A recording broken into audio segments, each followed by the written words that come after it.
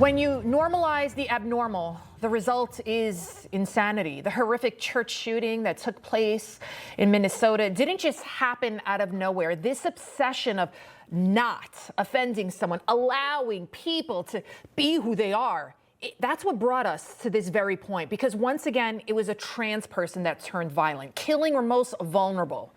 You see, they're beautiful, those two beautiful children that were lost, 8-year-old Fletcher Merkel and 10-year-old Harper Moisky.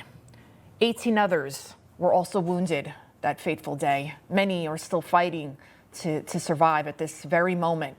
The murderous rampage happening while they were praying inside Annunciation Catholic Church in Minneapolis at 8:15 in the morning. The killer, 23-year-old Robin Westman. He was born Robert.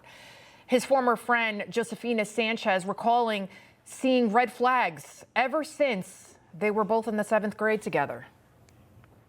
When you see something, it doesn't leave your mind. When you see something like erratic, it doesn't leave your mind. So he would put up his hand and say, like, praise Hitler. Praise Hitler. Westman's hatred for God, for Jews, for Christians, and President Trump. It was all in his manifesto that he posted to YouTube prior to the shooting. In one entry, the crazed trans killer blamed transitioning and smoking marijuana for his violence. One line read, "Gender and weed effed up my head. I wish I never tried experimenting with either." Despite 0.9% of the nation's population identifying as transgender, the majority of recent organized methodical mass shootings have been perpetrated by trans people. You won't hear that in the media, but that's the truth. Trans mass murderers now exposing how radical left policies kill. Literally, these people on your screen, they are confused. They are also mentally ill. They're suffering from gender dysphoria, among other mental disorders. And rather than giving them the medical, the psychological help they need, they're given cross-sex hormones, even surgeries that further destroys them. Can you imagine if a child was suffering from anorexia and we gave him or her liposuction, diet pills? That would sound like madness, but that's what we're doing to these people that think they're trans. And now, being trans, it's trendy. It's like a social contagion. Over 3% of high school students, 3% across the nation now identify as transgender. This according to the CDC. This growing health crisis now under investigation. Health and Human Services Secretary RFK Jr. asking why mass shootings are happening at schools and churches and only seem to be happening here in the United States. And it's not because of our gun laws either. It's happening in our country.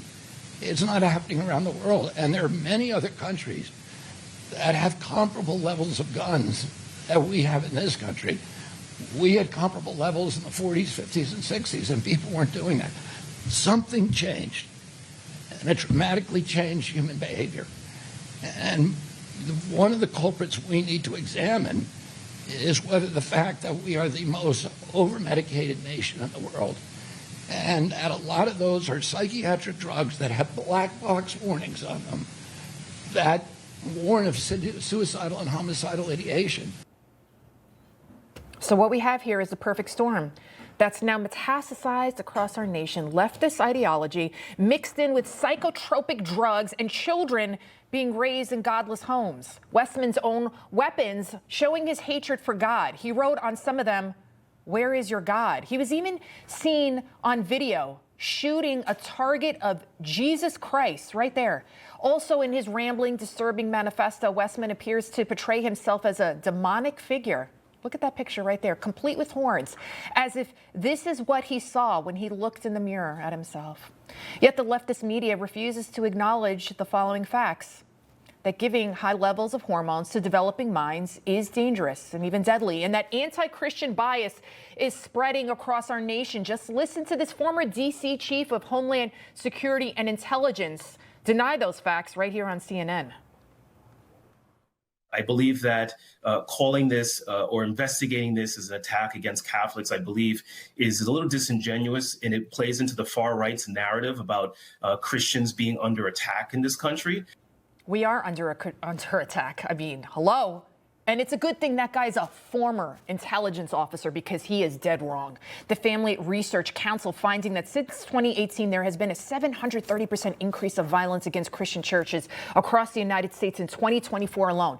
730%. Someone educate that guy. Meantime, the New York Times calling the motive for the Minnesota shooting a mystery. Of course it's a mystery because the leftist media also hides the fact that the words "kill Trump" were written on Westman's weapons. The media also hiding this from the public, that Westman's manifesto also showed the trans flag. The trans flag with a rifle with the words "defend equality." And then you have people like Rosie O'Donnell spewing outright lies. And what do you know, was a white guy, Republican, MAGA person. What do you know?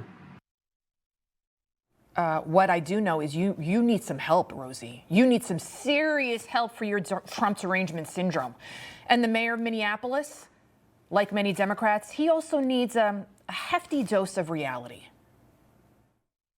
Anybody that is going to use this as an opportunity to villainize our trans community or any community has lost touch with a common humanity.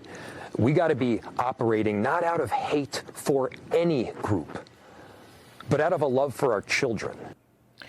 You know what, Mayor Fry? Hate is the word I would use to describe what these trans killers have done. And let's be clear. I for one, do not hate the trans community. I think most of you sitting at home, you don't hate somebody you don't know. I hate the people, though, who made them. Their doctors, their therapists, their surgeons doing this, mutilating young children, and also the elected leaders and their trans sanctuary policies, right? And of course, the social justice warriors. You know those people I'm talking about. It's the woman at the grocery store, your liberal Facebook friends posting the flag, they're posting the stickers. They all think that they're so much better than us, right? So morally superior to people like me and you. They call us conspiracy theorists, right? When we said that this trans agenda would be fatal and it would lead to insanity. But we all know that all it takes for a conspiracy theory to become truth is simply the passage of time.